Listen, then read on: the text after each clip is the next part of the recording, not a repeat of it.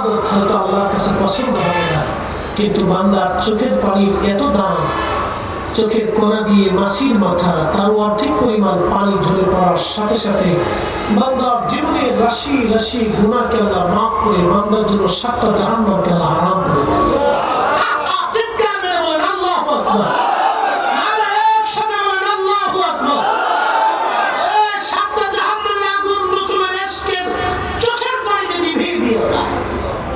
এর থেকে বড় রাসূল করিমের শান কত বিরাট আমি আপনাকে বুঝাইতে পারব না।